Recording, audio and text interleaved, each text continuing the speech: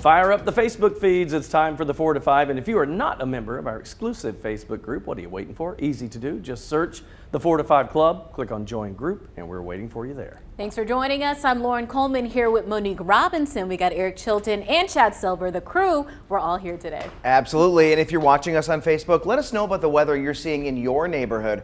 Monique, looks like another active day on the radar. Yes, it certainly is. And it's very important that you guys tell us what you're seeing, because some places may have storm damage, but we don't know until you tell us. We're here in the studio looking at the radar to keep you guys all updated. You can see here the storms that are pushing through across the central Piedmont. Things are active in some locations and then drier than others. I had a message on Facebook, someone saying, what are you talking about? In Caswell County, it's completely sunny outside. And it is, because the area that I'm really been focusing on over the past hour or two has been the southern edge of Guilford County, where we've had this long stretch of storms that have pushed through and now are moving out, still dealing with rainfall in downtown. The mountains are now seeing some storms, and earlier today, things were much quieter there, but things are getting busier and busier by the hour.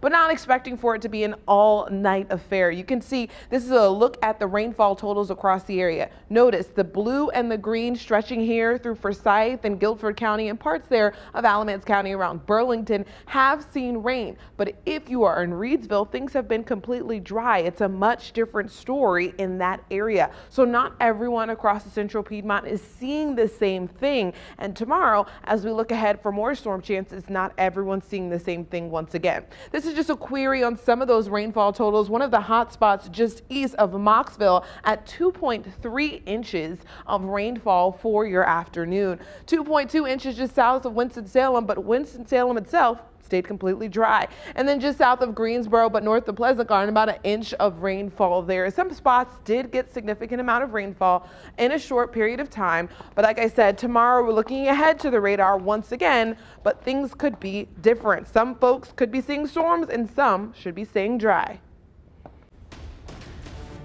Right now, voting is underway for the Greensboro City election. Polls open bright and early this morning, but they will close tonight at 7:30. Hey, voters will choose a mayor, several city council seats, and decide on millions of dollars in bonds.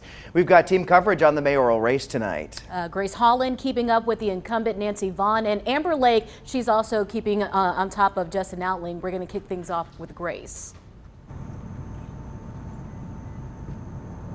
Yeah, guys, I'm here at Mendenhall Middle. This is where Nancy Vaughn has been campaigning all afternoon. She's actually still back there with some other candidates as she's been making her final case to the voters before they head to cast their ballots. Now, she is seeking another term after first being elected Greensboro mayor in 2013. Her message this time around centers about the economic growth the city has been seeing as companies like Boom Supersonic and Toyota head here. She believes she is the best candidate to move that growth forward and believes the voters support her after getting nearly 45% of the vote in the May primary. I've gotten my message out. I think it is a positive, honest message of where Greensboro is going. So right now it is just tying up those ends and waiting for the results to come in on Tuesday. And she says she's going to stay out here and keep talking to voters for a couple more hours. Of course, polls close at 7:30. After that, she says she will be watching results from home with her family, keeping it quiet tonight. Grace, thank you. And because of the weather that has passed through our area, we're having some technical difficulties with Amber Lake's live picture. So we'll check in with her at 5 o'clock. But in the meantime, on Sunday, we talked to both candidates as they campaigned ahead of Election Day. During the discussion, Justin Outling emphasized bridging the gap between East and West Greensboro. We spoke with Justin a few times today, and he says he's optimistic heading into tonight and ready to make a change if elected. Now, on Sunday, Outling was out canvassing the area. He says Greensboro has tremendous potential, but hasn't been living up to that potential. Throughout his campaign, Outling has been focusing on moving away from the status quo by taking action. Let's circle back to what he said earlier. Outling says one way to take action is by bridging the gap between East and West Greensboro. Now, this has been a long road to get to this point, Election Day, but Outling says he's loved every minute of it. It's been absolutely amazing. Talking with members of the community and sharing with them the message of Greensboro's tremendous potential, but our failure to really meet and close two gaps between Greensboro and other cities, and between East Greensboro and West Greensboro. So it's been exciting meeting people at their doors for well over a year to discuss how we can close those gaps. Outling has also focused on violent crime, affordable housing, and food deserts. We'll dive more into those coming up tonight at 5 and 6. Voters will also see 5 city bonds on the ballot today. Here's a breakdown: $70 million for Parks and Rec, $30 million for housing, $15 million for transportation, and $20 million for police and fire. The projects total $135 million and will impact property taxes. What's interesting here, though, despite the bond results, the city says property taxes will go up. It's not really dependent on the outcome of the election, but because of the unique timing of this bond vote, council had to adopt the budget before the vote on the bond had taken place. So regardless of whether the bonds pass or not, the tax rate would remain the same, but we would have the opportunity to adjust it in future years depending on the outcome. As an example, if you own a $200,000 home, the city says your taxes would go up about $15 a year. For a deeper look at the bonds or your designated polling place, text the word VOTE to 336-379-5775. We'll respond with a link to our voter guide. Let's get to your 4 to 5 roundup. The wife of a Greensboro firefighter killed in a crash remains on the road to recovery. Family says Tanya Merle sat up in a chair today. While she isn't able to speak just yet, they say she can communicate the words, "I love you." They also say she's working with speech and physical therapists every day. Tanya Merle went to the hospital several weeks ago after a fiery crash on NC 61. 2 other people died. The driver has since been released from the hospital, and the funeral service for her husband, Rick Merle, is this weekend. A former Greensboro police officer pled not guilty in court. Matthew Hamilton faces a manslaughter charge in the shooting death of Joseph Lopez. Last month, the department fired Hamilton after a grand jury indictment. Investigators say he shot and killed Lopez last November during an incident on Cloverdale Drive. GPD is still investigating the shooting internally as the case heads to court. The Lopez family has filed a civil lawsuit against both Hamilton and the Greensboro Police Department. Now, take a really good look at your screen here. See if you recognize the suspect. Deputies say they robbed the Piedmont Federal Bank in Clemens. Investigators say 2 weeks ago, the robber pulled out a gun and got away with cash. So if you see him or you know who he is, call Crime Stoppers. Another bank robbery in Greensboro. Greensboro police say someone robbed a Wells Fargo on Battleground Avenue today. The suspect threatened staff with a weapon and took an undisclosed amount of cash. Police say no one was hurt. They do have a suspect in custody. Police haven't released their name or the charges just yet. Looking ahead, we're hosting our summer blood drive on Thursday. Help save a life by donating Thursday at Piedmont Hall at the Greensboro Coliseum Complex from 9 to 6. You can make an appointment ahead of time or just simply walk in. We'll see you there.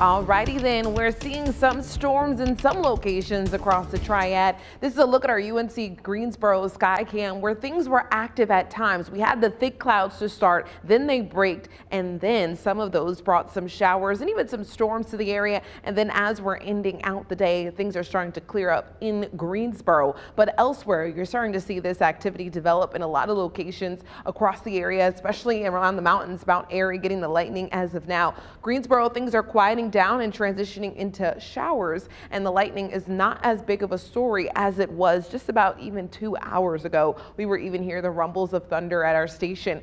Now the temperatures have cooled down just a bit following the storms that have moved through. If you are in a location that hasn't seen a storm all day, well, you're pretty toasty. Yanceyville is one of those locations, 90 degrees in Yanceyville currently. However, in Greensboro, it's 76 degrees. You're talking roughly about 24-degree difference in temperatures. That's a big chunk of a change in temperatures, and that's due to the storms that have rolled through and certainly cooled the air. If you walk outside, it still feels muggy, but the temperatures are cooler as compared to what we felt just even yesterday.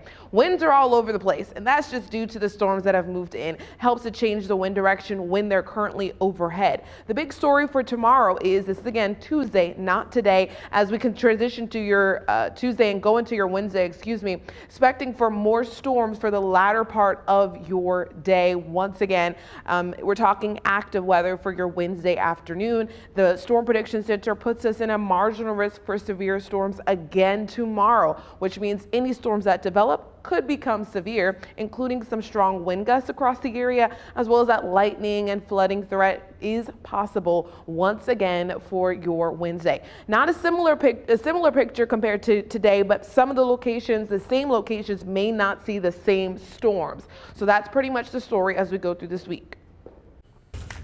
Health experts say these hot summer temperatures have led to an increase of heat-related illnesses and deaths. According to the North Carolina Department of Health and Human Services, in just the first week of July, more than 300 emergency department visits were due to heat-related illness, including heat exhaustion. Most of these visits were for men between the ages of 25 and 44. Nurse practitioner Patricia Williams says men in this age group have been known for pushing themselves too hard. The most recent data I seen was probably 40% of those are construction workers. So it's that highly, people who are being highly exposed to high temperatures working out there in that heat. Williams says recognizing the early signs and symptoms are key to preventing heat-related illness. This includes rapid heart rate, headache, lightheadedness, dizziness, and increase in sweating. Pacing yourself, understanding the limitations of being outside for a prolonged period of times. Even those people who are working out there have to understand those rest breaks are very important. Making sure you're hydrating yourself because the rehydration keeps that dehydration from happening. Williams recommends avoiding caffeine, sugary drinks, and alcohol. The CDC says drinking alcohol within 24 hours of working outside can increase your risk for heat illness. So yeah, I really do feel for those folks who have to work outside for hours at a time. I mean, just being outside a few minutes, it's enough for me. I always think of roofers, because you're on that, like the roofs are always that dark kind of reflect, that heat just, I don't know how they do that every day. I mean, and I feel bad enough for you all yeah, being out in the weather garden. I mean, you're wearing full suits and you're only out there for a couple minutes at a time, but I still feel bad when I see the beads of sweat forming on your forehead. I run back inside and I kept a fan back there just blowing right on me. We get out there. Yeah. Well, you're right. It's like 2 or 3 minutes at a time. It's intense. And then also got to think about those kids that are starting to practice for like sports, like football and all that kind of stuff. They got all that gear on them. So making sure they drink their water, that they're taking their breaks, and they speak up if, they're feeling a little lightheaded. I've always wondered, when you go into the convenience store or the gas station or something,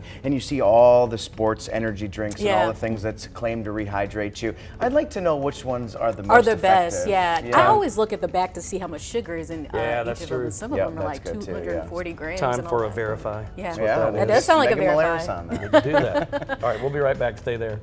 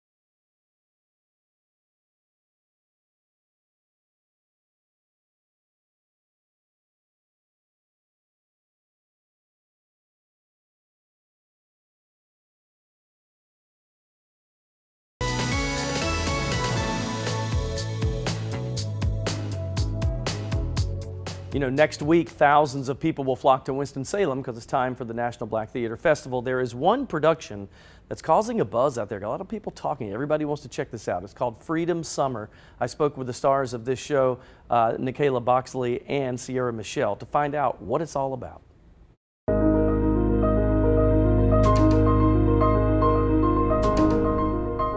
Look, if you don't have anything going on next week, this is what you need to do, Freedom Summer. I'm talking to Nicaila here, one of the stars.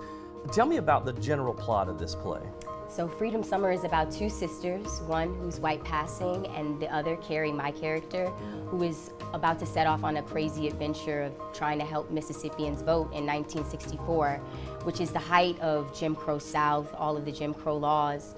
So these three boys end up being found dead in a river in Mississippi, and this is kind of the catalyst of the play that gets them moving and gets Carrie moving, I should say. She wants to be a leader and an activist and help her people have the same rights and equality as any other American.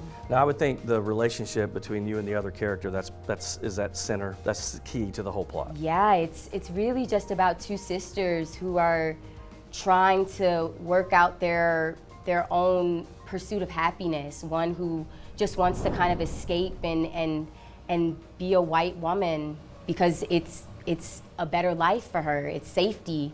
And another who doesn't have that same liberty of passing as white. Helping folks is one thing, but you and I both know that Mississippi is a powder keg. So Sierra, this is your character, Nora, right? And I see big monologues here. Tell me about what she's going through. Yeah, so I played Nora Healy. She is a white passing woman in the 1960s. Her sister's Carrie. And basically kind of what she's dealing with is this idea of like freedom and what it means to be free. And also she's trying to pass as white. She's moved up to Boston. She has left her family behind, and she really wants to, you know, live her life as a white woman and completely disregard her entire black identity. So it's kind of what she's going through. And there has to be inner conflict, right? Yeah, and so she's kind of dealing with, you know, what does it mean to be black? What does it mean to be white? You know, what does it mean to belong to those two communities, but to disregard the other ones, especially in the 1960s when things like that weren't really, you know, living as a white woman, but you're black, that's not allowed, so. And will people take away some historical perspective? Oh, definitely, I think so. It's often, I feel like a lot of the stories that we hear about the 1960s, there's not many like, you know, or there have been more recently, but you know, what is it like white passing is not really a narrative that's often told, and I think it gives another perspective into what was it like to live as a black woman in the 1960s. It's another angle at that narrative, at that story. You can see more about that on our story on WFNYnews2.com. There are conflicting reports out of Hollywood this afternoon. This is concerning the actor Tony Dow, best known for his role as Wally on Leave It to Beaver. Now, according to CBS News, Dow has been battling liver cancer for quite some time, but this morning his management team and friends took to Facebook to report the death. CBS says that post was taken down, and Lauren Dow, his wife, confirmed to CBS Sunday morning that her husband is still alive but is in hospice care. Now, it's important to note here that all other news outlets we could find, including TMZ, who apparently broke the story, are reporting that Tony Dow has passed. We'll keep you posted on that. He began playing the iconic role of Wally on Leave It to Beaver at the age of 12. After the show, Dow moved mostly into writing and directing and eventually into artwork, which is what he was on CBS Sunday Morning for a year or so ago. I got a chance, I have a podcast that interviews old classic actors and that type of thing, and I got a chance, it's probably been 8-10 years ago, to interview him in person, and we sat for about an hour and talked about his career, and he's more into his art at that point than he was the career, but such a nice guy. He said he was a swimmer, a competitive swimmer, and he thought that he was going to do that for a living because he was that good. And he said, I was riding with my swim coach one day, and the coach goes, you know, there's an audition for a TV show. And he goes, yeah, well, let's go try it. And he got Wally on Leave It to Beaver, and that launched his whole career. So interesting how we think we're going to do one thing and then we do something else. Yeah, Leave It to Beaver was a big part of my childhood too. I know we used to watch it on like TV Land and Nick at Night. Yep. Just a classic.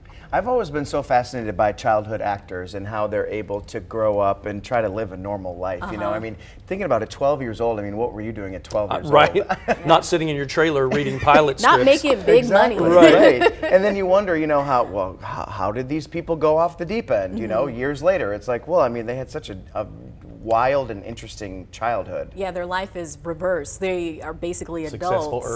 early. And then it's like, what do you do after you've already made it to the top, you know? And he said, I remember him saying that, I said, well, you got typecast, sure, after that, you're just going to be the wholesome brother. And he said, yeah, it was actually hard to find roles, and so he decided to go behind the camera and do a lot of writing and directing instead. But he's known for that. He was a heartthrob for like teenagers. Yeah, he was a cutie pie. I mean, take a look at that picture, those Yes, eyes. he is.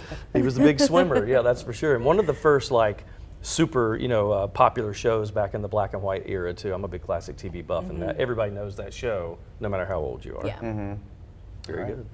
We'll keep you posted. Yeah, let we you do know need to do that. when we find out. Because it is It's- conflicting right now. Absolutely. Keep your WFNY News 2 app close. We'll be right back.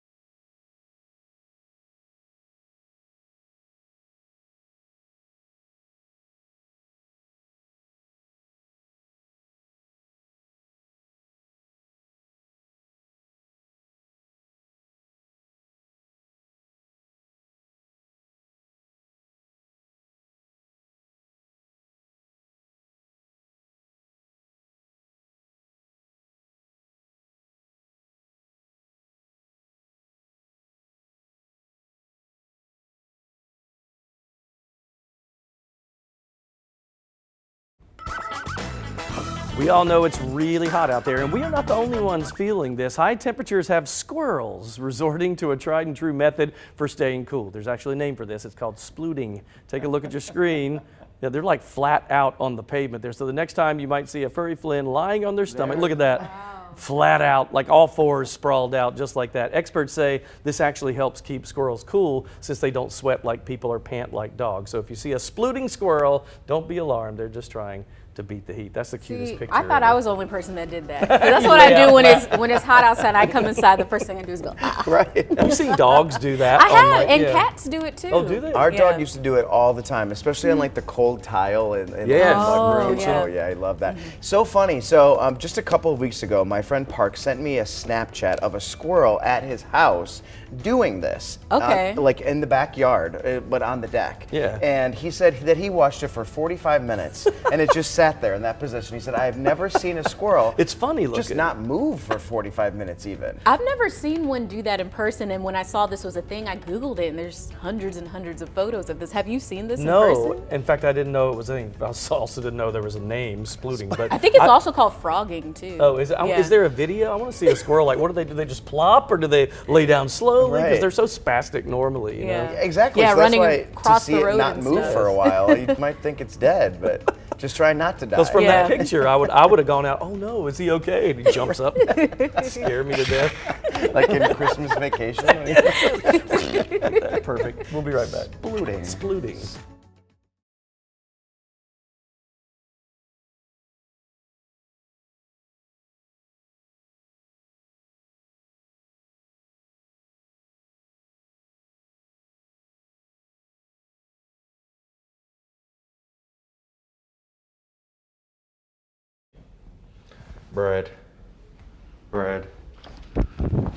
Brad and Kayana, can you hear me? Brad and Kayana, can you hear me?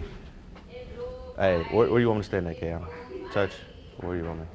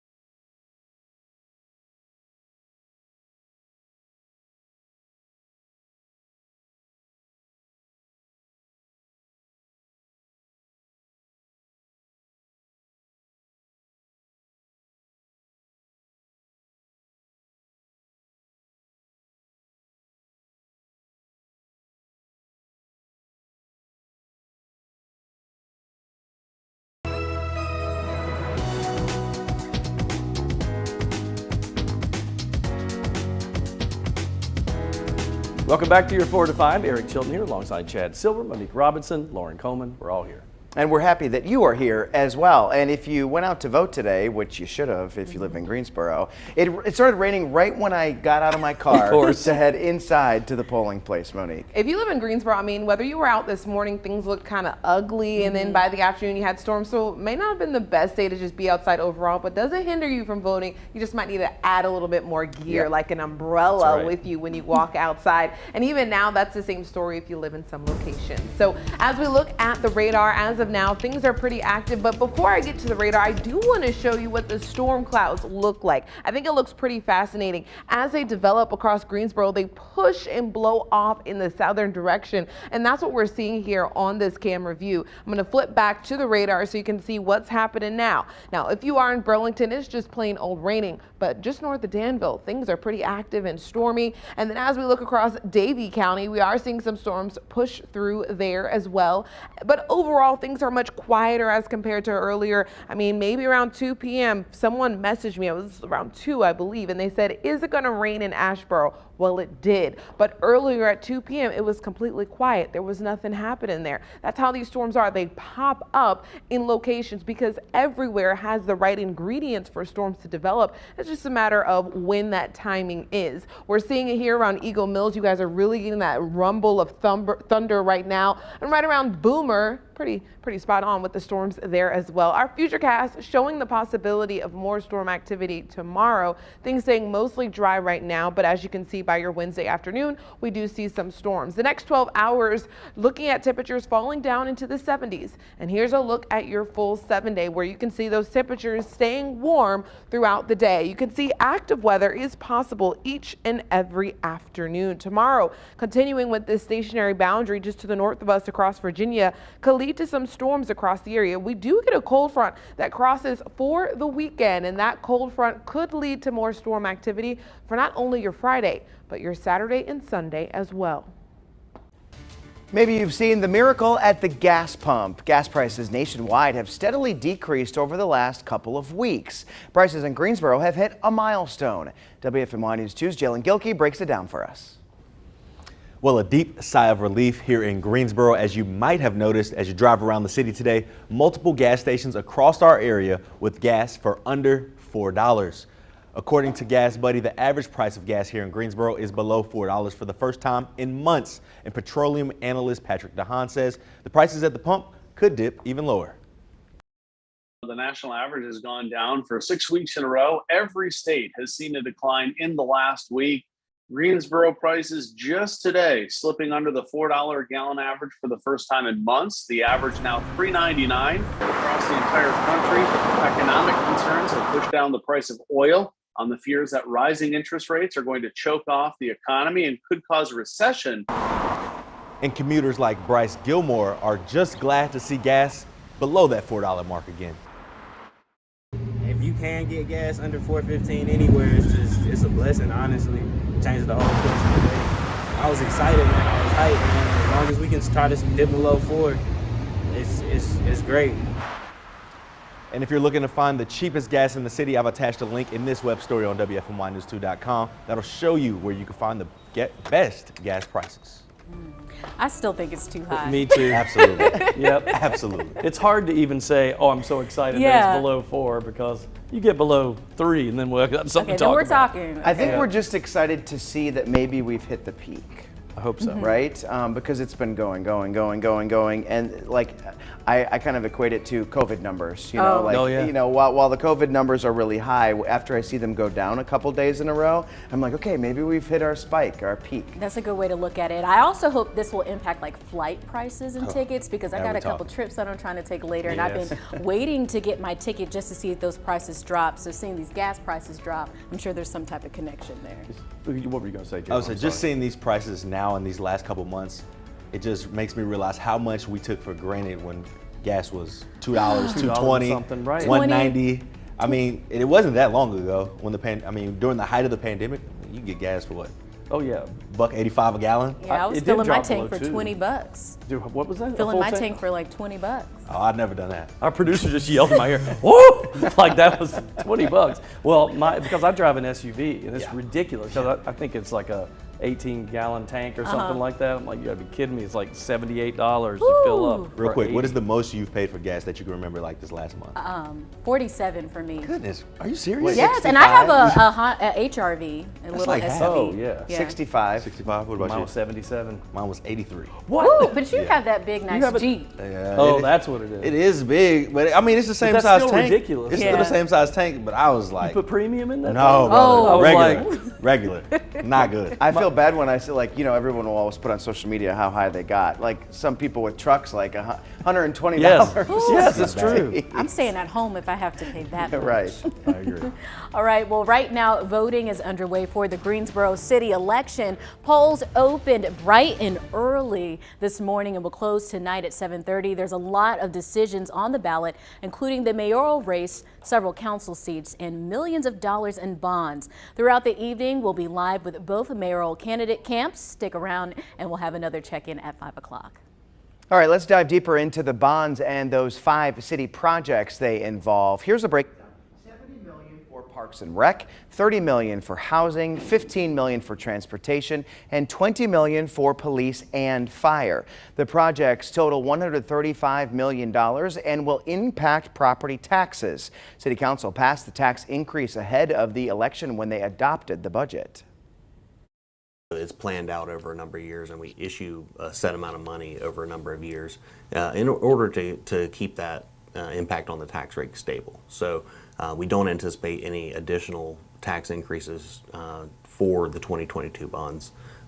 Again, as the budget was adopted, assuming that they pass. If one or two don't pass, again, that would give us the opportunity to adjust in future years. So here's an example of how this property tax increase will impact you. If you own a $200,000 home, the city says your taxes would go up about $15 a year. For a deeper look at the bonds or your designated polling place, text the word VOTE to 336-379-5775. We'll respond with a link to our voter guide. Keep in mind, only a few cities in North Carolina are holding elections today. However, the next election date open to everyone is November 8th. That's the statewide general election in which voters decide on more local, state, and federal races, like the competitive U.S. Senate bid on your ballot. Well, let's go ahead and get to some of your headlines with your 4 to 5 roundup. The Greensboro wife, a wife of a Greensboro firefighter killed in a crash, remains on the road to recovery. Family says Tanya Merle sat up in a chair today. While she isn't able to speak just yet, they say she can communicate the words, "I love you." They also say she's working with speech and physical therapists every day. Tanya Merle went to the hospital several weeks ago after a fiery crash on NC 61. 2 other people died. The driver has since been released from the hospital. A funeral service for her husband, Rick Merle, is this weekend. A former Greensboro police officer pled not guilty in court. Matthew Hamilton faces a manslaughter charge in the shooting death of Joseph Lopez. Last month, the department fired Hamilton after a grand jury indictment. Investigators say he shot and killed Lopez last November during an incident on Cloverdale Drive. GPD is still investigating the shooting internally as this case heads to court. The Lopez family has filed a civil lawsuit against both Hamilton and the Greensboro Police Department. Right now, the White House is still considering an emergency declaration for monkeypox. It comes as the CDC reports more than 3,000 cases in the U.S. The virus spreads mainly through skin-to-skin contact and can cause a fever and rash. At least 2 cases in children have been reported in the U.S., a toddler in California and an infant in Washington, D.C. Looking ahead, we are hosting a summer blood drive on Thursday. Help save a life by donating Thursday at Piedmont Hall at the Greensboro Coliseum Complex from 9 to 6. You can make an appointment ahead of time or just simply walk in. We'll see you there.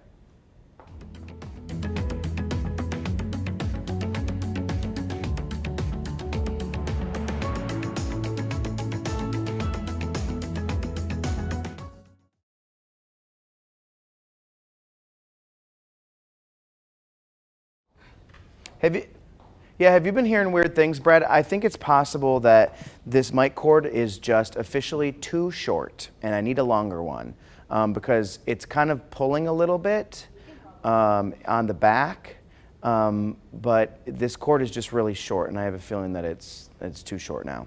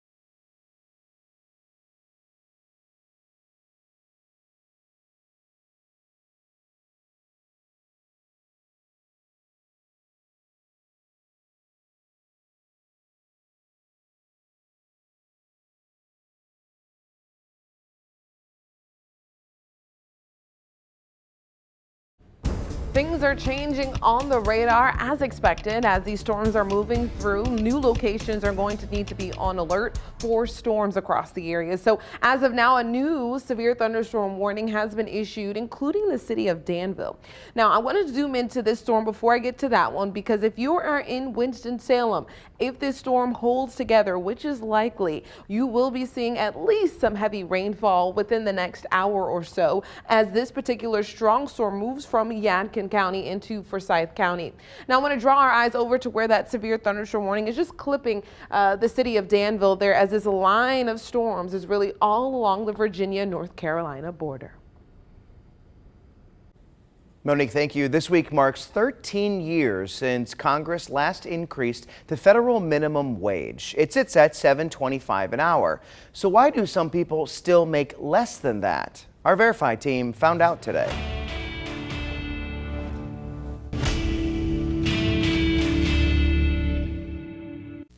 The question we're diving into is, can employers pay certain workers below the federal minimum wage? Our sources, the U.S. Department of Labor, the Fair Labor Standards Act, and Anna Pardo with NC Justice. In 2009, Congress passed the Fair Standards Act, setting the minimum wage at $7.25 an hour for non-exempt employees. But it also set exceptions. The Department of Labor says workers with disabilities, full-time students, student learners, and some people younger than 20 can be paid less than the federal minimum wage. The most common example of that exception is tipped workers. The way that the tip minimum is supposed to work is you're still supposed to come out at least making the federal minimum wage of $7.25 an hour. Your employer is supposed to ensure that you at least make $7.25 an hour when you calculate in your tipped minimum of $213 plus tips. Another example is workers with a disability. The law says employers can pay them less if they can't perform a job as well as a person who is not disabled. That said, states are free to pass laws addressing those disparities. South Carolina has a law banning employers from paying workers with disabilities below minimum wage. So we can verify, yes, employers can pay certain workers below the federal minimum wage, but states can pass laws changing that. Very interesting. So I asked you on my Facebook page, what was minimum wage when you first started working? We got hundreds and hundreds of comments. Kennedy Taylor says, I believe $4.25. Can't believe I still saved money back then. Joy Mott wrote $3.35. Stacy Susan says $5.25 in 1996. We sure have come a long way to get to this $7.25. Angel Ramos says waiting tables was $2.25 plus tips back in the 80s. Larry McCraw, $1.60. And then Carolyn Council says, not sure what minimum wage was, but my first job wrapping gifts at a department store paid 35 cents an hour. So that would be tough if someone was making 35 cents an hour. Today, in today's, I Googled to see in the mid 80s, it was $3.35. And I think somebody said $3.35 on there. But I just went back just to see in 1955, it was 75 cents an hour. Wow. I mean, I can't imagine. But things were so much cheaper then. Yeah. I mean, if you think about it, we've talked about it recently too, about how service industry folks, if they make tips, that their salary is very low. I mean, when I was in college, I mean, that was the 2000s. I mean, I was making $2.13 an hour. So, you know, if you think about it, that's nothing. And then you have to get the taxes taken out of that. Ooh. So oftentimes, more often than not, my paychecks would just say void.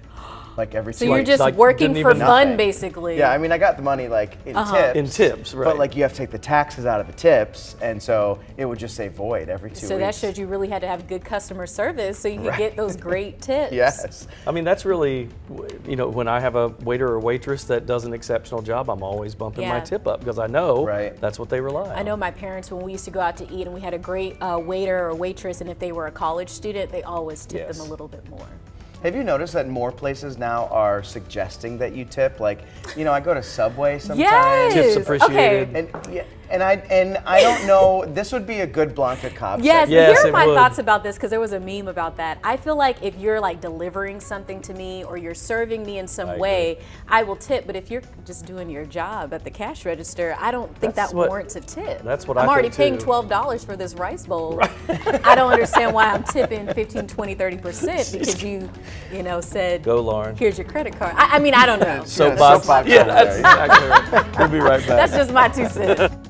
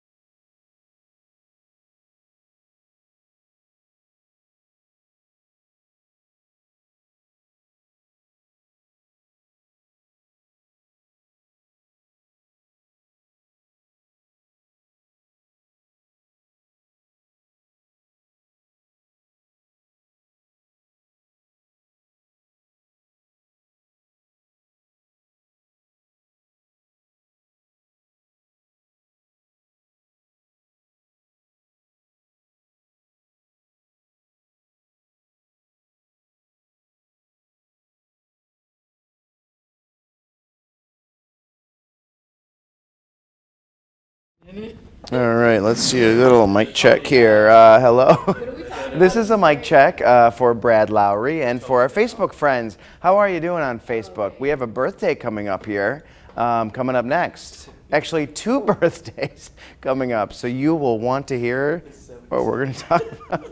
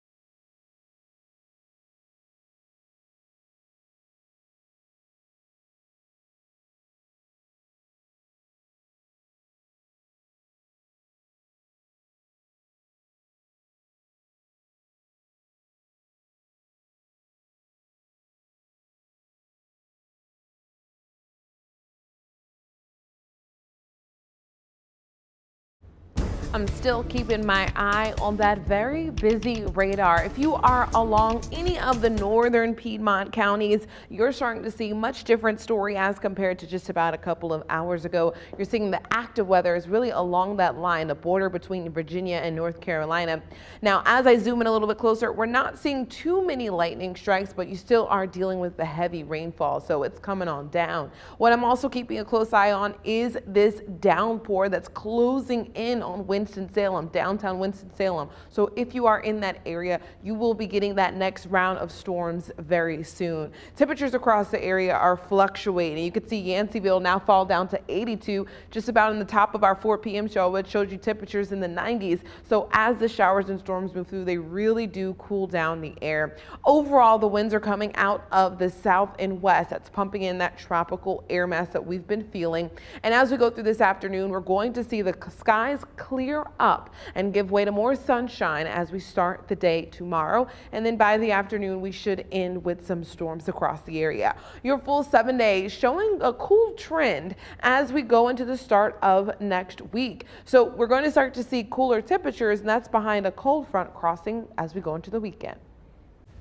We are sending lots of birthday love to an animal living at the North Carolina Zoo. African bull elephant Cesar turned 48 years old. He celebrated his birthday yesterday with lots of enrichment and treats. And get this, zookeepers say Cesar is now the oldest elephant of his kind in North America. I think the average lifespan for the African elephant is like 60 to 75 years, so many more birthdays to come. Right, yeah. Doesn't look a day over 20. I know, right? Is he filled out for AARP yet? He's ready to go. So I teased that there are 2 birthdays today. The other one is Tanya Rivera. Oh, that's It is her birthday today. She's in Canada right now, so she'll be back. But go over to her Facebook page, wish her a happy birthday. But back to the animals. Do you all have a favorite type of animal at any zoo? You go first. I would say, I'll say it's any of the apes or gorillas or monkeys. I love them because they're so fun. They're just so human-like with their things. And the chimps, you never know what they're going to be doing. I used to do stories at the zoo all the time 20 years ago, and I'd go to the North Carolina Zoo. We do all these stories. The monkeys always cracked me up. They're just like little people, and they're mischievous. Yeah. Sneaky. Unpredictable. I like the monkeys and the apes and all that too, or any kind of animal that I can interact with. I remember I went to a zoo several years ago when I was working in Mississippi, and it was Halloween, and they put an owl on my arm, and I just had to make sure I didn't freak out when the live shot started because it kept moving crazy. Oh, a real owl? Yeah. I thought you meant, okay. Yeah, a real owl, and it kept moving crazy, but yeah, anything I can interact with at the zoo is cool. I also really like the sharks, especially when you can walk through their habitat. Like a tunnel? Yes. Oh, yeah. I'm just so freaked out by them, so it's cool to see them up close. You go to Myrtle Beach, you can do that tunnel thing in the aquarium there. All right, we're coming back.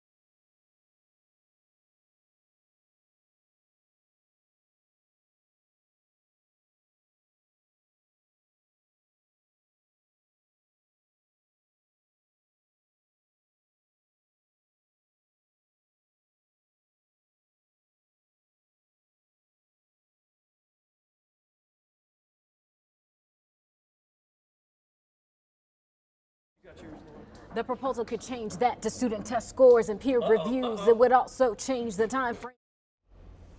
Hi, 1, 2, 3, 4, 5. 1, 2, 3, 4, 5. Check, check. 1, 2, 3. 1, 2, 3, 4. Check, check. Lord. Did you say me? Hey, mic check. 1, 2, 1, 2, 3, 4, 5, 6, 7, 8, 9, 10. Mic check. Thank you.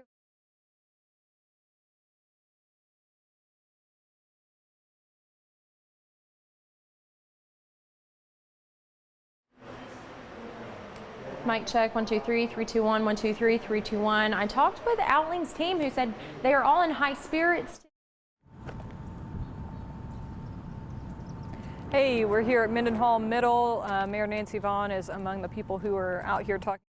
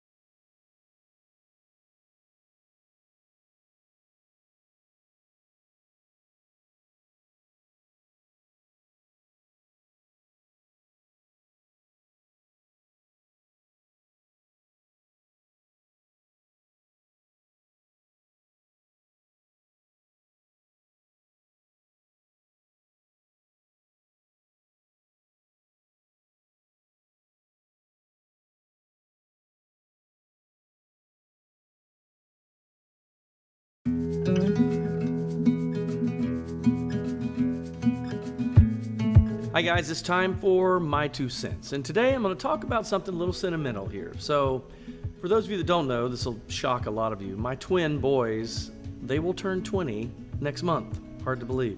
They're young adults now. They're not little kids anymore. We were talking about their childhood last night, and there was a divorce involved and all of that. And so we were kind of going over everything. And the oldest, Bryce, said, "You know what, Dad? The greatest gift you ever gave us or could give us is your time." And at the exact same moment, my 12-year-old, my youngest son, walks in, and he had been listening to some of this, and he started tearing up, and he said, "He's right."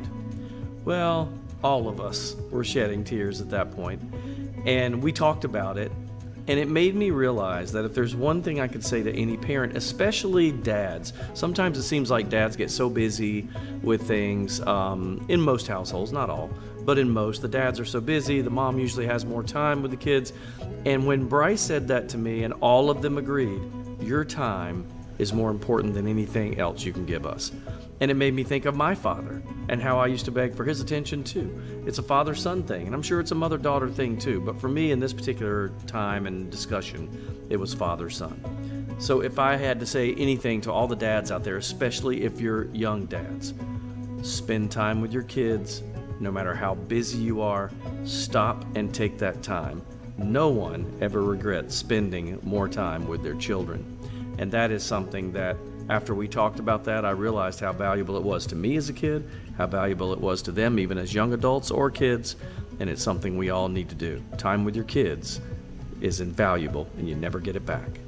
And that's just my 2 cents. That's your 4 to 5. WFMY News 2 at 5 starts now.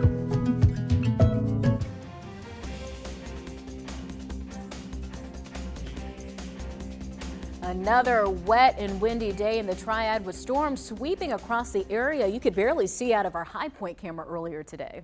Yep, summertime storms are dropping heavy downpours, gusty winds, and Tim, they've kind of been on and off all day. And where are they now? They're kind of scattered, really. Yeah, that's true, but they're making a mark because earlier today at one point we had these trees down in Guilford County. At the peak of it, it was